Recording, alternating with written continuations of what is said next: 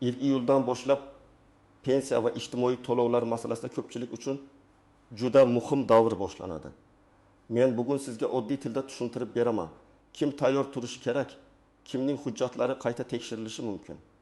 Qaysi holatda pul kechikishi ehtimoli bor va eng muhimi pensiyangiz, nafaqangiz yoki qo'shimcha imtiyozlaringiz bilan bog'liq muammoga tushib qolmaslik uchun hozirdan nima qilish kerak? Bu ma'lumot nafaqat pensionerlar uchun. Balki ota-onasi, buvisi, bobosi pensiya oladigan har bir oila uchun ham juda muhim.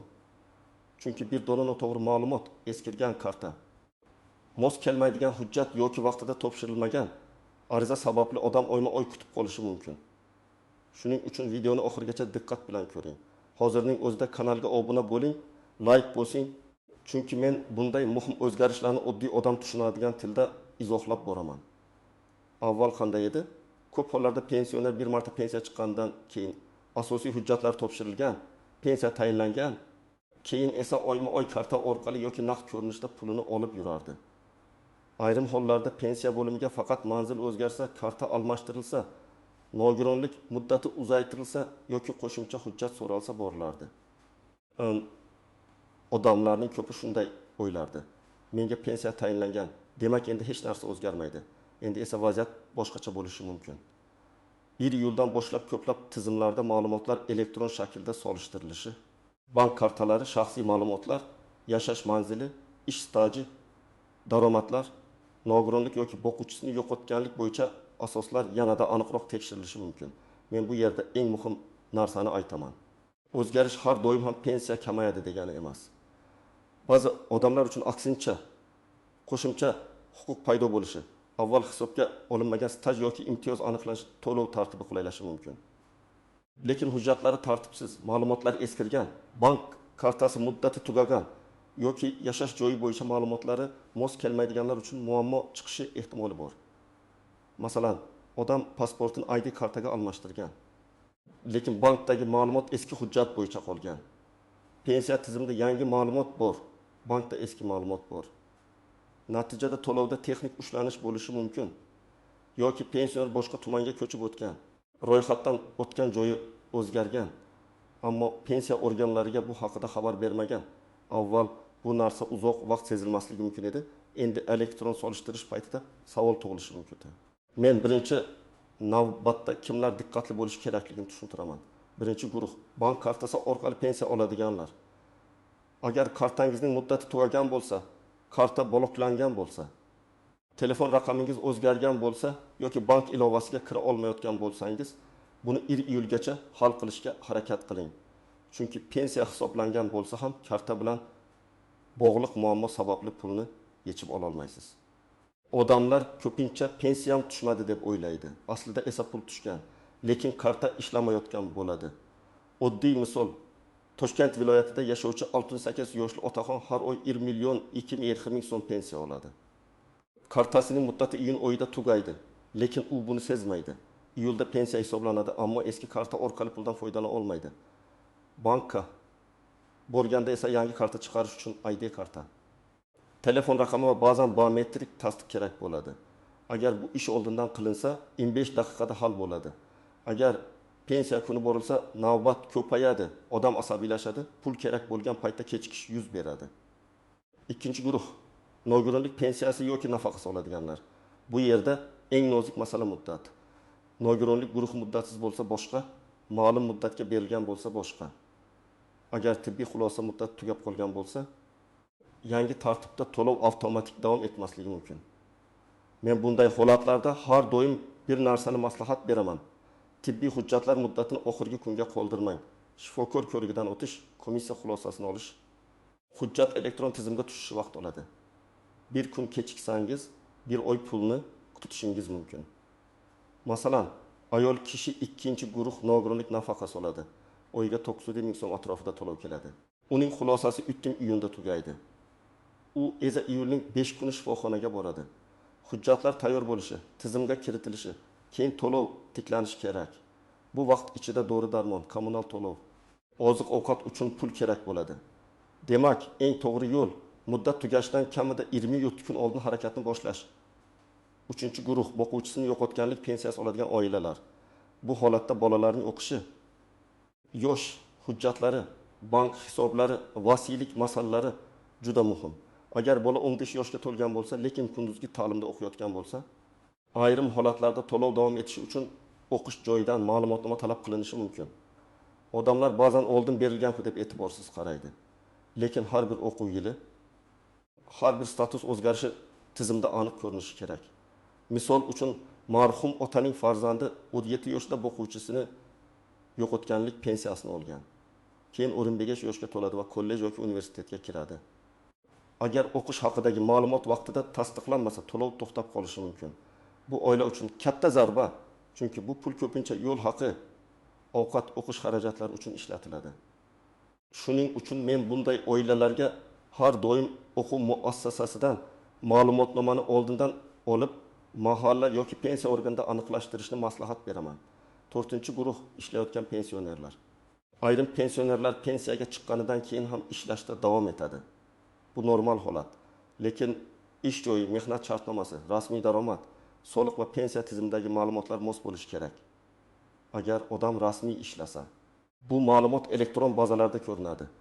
Ba'zi to'lovlar yoki qo'shimcha imtiyozlarda ishlash holati ahamiyatli bo'lishi mumkin. Men bu yerda qo'rqitmoqchi emasman, lekin ogohlantiraman. Yashirin, to'g'ri yoki chalkash ma'lumot ertaga tekshiruvda muammo tug'diradi. 5-guruh chet elga ketgan yoki uzoq vaqt yashash joyida bo'lmagan pensionerlar. Agar pensioner bir necha oy boshqa davlatda bo'lsa, ishonchnoma orqali pul olayotgan bo'lsa yoki kartasidan boshqa odam foydalanayotgan bo'lsa, hujjatlar toza bo'lishi shart. Ishonchnoma muddati tugagan bo'lsa, bank yoki pensiya organi to'lovni berishda savol berishi mumkin. Shuningdek, pensionerning o'zi tirikligi, haqiqatan ham to'lovni olishga haqli ekani tasdiqlanishi kerak bo'lgan holatlar ham uchraydi. Bunday tartiblar odamlarni qiynash uchun emas, noqonuniy to'lovlar. Soxta ishonchnomalar va birovning pulini boshqa birov olib yurishi kabi holatlarning oldini olish uchun kerak. Kim xavotir olmasligi mumkin? Agar sizning ID kartangiz yoki pasportingiz tartibda bo'lsa. Bank kartangiz ishlayotgan bo'lsa, yashash manzilingiz to'g'ri bo'lsa, nogironlik yoki boshqa asosiy hujjatlaringiz muddati o'tmagan bo'lsa, pensiyangiz har oy vaqtida tushayotgan bo'lsa, siz vahimaga tushishingiz shart emas. Lekin baribir tekshirib qo'yish zarar qilmaydi. Men oddiy qo'yda aytaman. Pensiyaga oid hujjat yiliga kamida bir marta ko'zdan kechirilishi kerak. Kasal bo'lmasangiz ham. Tekshiruvdan o'tib qo'ygan yaxshi. Endi istisnolar, yashirin nozik joylar va ko'pchilik bilmaydigan masalalarni ko'rib chiqaman. Birinchi nozik masala pensiya miqdori avtomatik o'sishi yoki qayta hisoblanishi. Ko'pchilik o'zgarish bo'lsa, hammaning pensiyasi bir xil oshadi deb o'ylaydi. Aslida unday emas. Pensiya miqdori ish staji, oldingi ish haqi, toifa, imtiyozli davrlar, nogironlik holati, o'quvchisi yo'qotganlik, yoshga doir pensiya va boshqa omillarga bog'liq. Kimdadir 100 ming so'm farq bo'lishi mumkin. Kimdadir 300 ming so'm, kimdadir umuman o'zgarish bo'lmasligi mumkin. Masalan, 2 kishi bir vaqtda pensiyaga chiqqan. Biri 25 yil rasmiy ishlagan, ikkinchisi 38 yil ishlagan. Biri ish haqini to'liq rasmiy olgan, ikkinchisining maoshining bir qismi norasmiy bo'lgan. Bugun ular bir xil yoshda bo'lishi mumkin, lekin pensiya hisobida farq chiqadi. Shuning uchun qo'shnining pensiyasi oshdi, menikisi oshmadi deb darrov xulosa qilish noto'g'ri. Har bir insonning pensiya ishi alohida hisoblanadi. Ikkinchi nozik masala ish staji hujjatlari.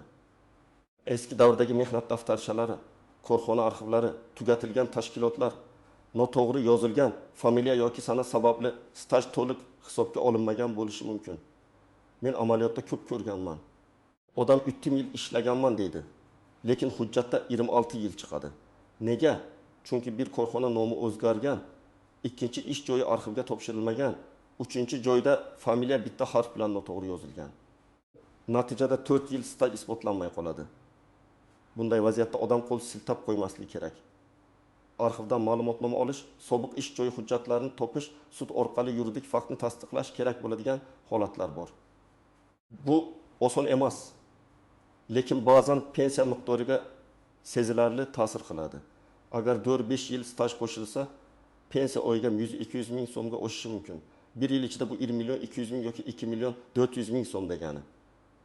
Demak, Hujjat izlashga sarflangan vaqt o'zini oqlaydi. Uchinchi nozik masala ortiqcha to'lov. Agar odam biror asos bo'yicha to'lov olgan, lekin keyin bu asos tugagan bo'lsa, masalan, nogironlik muddati tugagan, talaba o'qishdan chetlatilgan, ishonchnoma bekor bo'lgan, lekin to'lov davom etgan bo'lsa, keyinchalik ortiqcha to'langan pulni qaytarish masalasi chiqishi mumkin. Bu juda og'ir holat. Chunki odam pulni ishlatib yuborgan bo'ladi. Keyin sizga ortiqcha to'langan degan talab keladi. Shuning uchun har qanday status o'zgarishini yashirmaslik kerak. To'rtinchi nozik masala karta va telefon raqami. Bugun ko'p xizmatlar SMS kod, bank ilovasi elektron tasti orqali ishlaydi. Pensionerning telefon raqami o'g'lining nomida, kartasi qizning telefoniga ulangan. O'zi esa kodni bilmaydi. Avval bu unchalik bilinmasdi, lekin keyin muammo bo'ladi. Men har bir oilaga maslahat beraman. Pensionerning asosiy bank kartasi va telefon raqami tartibli bo'lsin. Agar odam telefon ishlata olmasa ham, ishonchli yaqin qarindoshi yordam bersin, lekin hammasi qonuniy va tushunarli bo'lsin. 5-nozik masala ishonchnoma. Agar pensioner o'zi pul ola olmasa, boshqa odam orqali olishi mumkin. Lekin ishonchnoma muddati, notarial tasdiq, bank talablari va pensionerning roziligi aniq bo'lishi kerak. Otam aytgan, onam rozi, kartasi menda degan gap huquqiy hujjat o'rnini bosmaydi. Ayniqsa oilada kelishmovchilik bo'lsa, keyin bu katta mojaroga aylanadi. Shuning uchun men qonuniy yo'lni tanlashni maslahat beraman. 6-nozik masala qo'shimcha imtiyozlar. Pensiya faqat oyma-oy pul emas. Ayrim toifadagi fuqarolar kommunal to'lovlar, dori-darmon, sanatoriy, transport, parvarish puli yoki boshqa ijtimoiy yordamlar bo'yicha huquqqa ega bo'lishi mumkin. Lekin ko'pchilik bundan bexabar. Masalan, yolg'iz yashovchi keksalar, nogironligi bo'lgan shaxslar, urush va mehnat faxriylari, alohida ro'yxatdagi kasallikka chalinganlar, kam ta'minlangan oiladagi pensionerlar qo'shimcha yordam so'rashi mumkin. Bu yordam avtomatik berilmasligi ham mumkin. Ariza kerak bo'ladi. Endi men sizga aniq qadamlarni aytaman. Birinchi qadam, hujjatlaringizni tekshiring. ID karta yoki pasport muddati, JSSH raqami, yashash manzili, nikoh yoki familiya o'zgarishi, tug'ilgan sana. Bankdagi ma'lumotlar bir-biriga mos bo'lishi kerak. Agar pasportda boshqa, bankda boshqa, pensiya hujjatida boshqa ma'lumot tursa, buni to'g'rilash kerak. Ikkinchi qadam, bank kartangizni tekshiring. Kartaning amal qilish muddati qachongacha? PIN kod yodingizdami? Karta bloklanmaganmi? SMS xabarnoma qaysi raqamga ulangan? Agar karta iyul yoki avgust oyida tugasa, hozirdan bankka boring. Yangi karta oldirish, eski hisobni yangisiga bog'lash, bank ilovasini tiklash kabi ishlarni pensiya tushadigan kuni emas, oldindan qiling. 3-qadam, pensiya bo'yicha hujjat papkasini tayyorlang. Men har bir pensionerga bitta alohida papka qilishni maslahat beraman. Unda ID karta nusxasi, mehnat daftarchasi nusxasi, pensiya tayinlanganligi haqidagi hujjat, bank rekvizitlari, nogironlik xulosasi bo'lsa uning nusxasi, tibbiy hujjatlar, ishonchnoma bo'lsa uning nusxasi, o'qish ma'lumotnomasi bo'lsa u ham turishi kerak. Hujjat tarqoq bo'lsa, muammo chiqqanda odam bir hafta izlaydi. Pensiya bo'limi yoki tegishli ijtimoiy organ bilan ma'lumotni aniqlashtiring. Buning uchun yashash joyingizdagi pensiya masalalari bilan shug'ullanuvchi organ, mahalla, bank filiali yoki davlat xizmatlari markaziga murojaat qilish mumkin. Borganingizda shunchaki menda hammasi joyidami deb so'ramang. Aniq so'rang. Mening bank ma'lumotim to'g'rimi? Yashash manzilim mosmi? Nogironlik xulosam muddati qachongacha? Qo'shimcha imtiyozga huquqim bormi? Qayta hisoblash uchun ariza berishim kerakmi? 5-qadam. Agar stajingiz noto'g'ri hisoblangan deb o'ylasangiz, yozma ariza bering. Og'zaki gap bilan ish bitmaydi. Arizada qaysi yillar, qaysi korxona, qaysi lavozim hisobga olinmaganini yozing. Mehnat daftarchasi nusxasini, arxiv ma'lumotlarini, guvohnomalarni ilova qiling. Agar tashkilot tugatilgan bo'lsa, arxivga so'rov yuborish kerak. Agar arxivda ham topilmasa, yuridik maslahat olib, sud orqali tasdiqlash yo'lini ko'rib chiqish mumkin. 6-qadam. Har qanday o'zgarishni vaqtida xabar qiling. Manzil o'zgarsa, karta almashsa, telefon raqami o'zgarsa, nogironlik muddati uzaysa yoki tugasa, bola o'qishga kirsa yoki o'qishdan chiqsa, pensioner chet elga uzoq muddatga ketsa, bularning barchasi e'tibor talab qiladi. Keyin aytarman degan beparvolik keyin to'lov kechikishi yoki ortiqcha to'lov muammosiga olib kelishi mumkin. 7-qadam, firibgarlardan ehtiyot bo'ling. O'zgarishlar davrida pensiyangizni oshirib beraman. Hujjatingizni navbatsiz qilib beraman. Kartangiz blok bo'lmasligi uchun kodni ayting deganlar ko'payadi. Hech qachon telefon orqali bank kartangiz kodi, SMS parol, pin kod, bank ilovasi parolini aytmang. Hech bir rasmiy xodim sizdan SMS kod so'ramaydi. Agar kimdir shunday qilsa, bilingki, bu firibgarlik bo'lishi mumkin. 8-qadam yaqinlaringizga yordam bering, lekin ularning o'rniga hamma narsani yashirincha qilmang. Ko'p farzandlar ota-onasining kartasini o'zida saqlaydi. Ilovasini o'zi ishlatadi, pulini o'zi yechadi. Agar bu ota-onaning roziligi bilan oilaviy ehtiyoj uchun bo'lsa ham huquqiy tartib bo'lishi kerak. Eng to'g'risi, pensionerning o'zi bilsin, kartada qancha pul bor, qachon tushadi, kim yechadi, nima uchun sarflanadi. Bu nafaqat qonuniy, balki insoniy hurmat masalasi hamdir. Men yana bir muhim masala aytaman. Agar pensiyangiz kechiksa, darrov vahima qilmang. Avval bankni tekshiring. Karta ishlayaptimi, pul tushganmi, ilova ko'rsatyaptimi? Keyin pensiya organiga murojaat qiling. Murojaat qilganda sana summa, oxirgi to'lov qachon tushgani, karta raqami emas. Yari bank hisob rekviziti, shaxsiy hujjatlaringiz yoningizda bo'lsin. Agar og'zaki javob sizni qoniqtirmasa, yozma murojaat qiling. Yozma murojaat javob berilishi shart va keyin sizda dalil bo'ladi. Agar pensiya miqdori kamaygandek ko'rinsa, ham darhol xulosa qilmang. Ba'zan bank komissiyasi, qarzdorlik ushlanmasi, aliment ijro hujjati, kredit to'lovi yoki boshqa ushlanmalar bo'lishi mumkin. Pensiya organidan hisob-kitob varaqasini so'rang.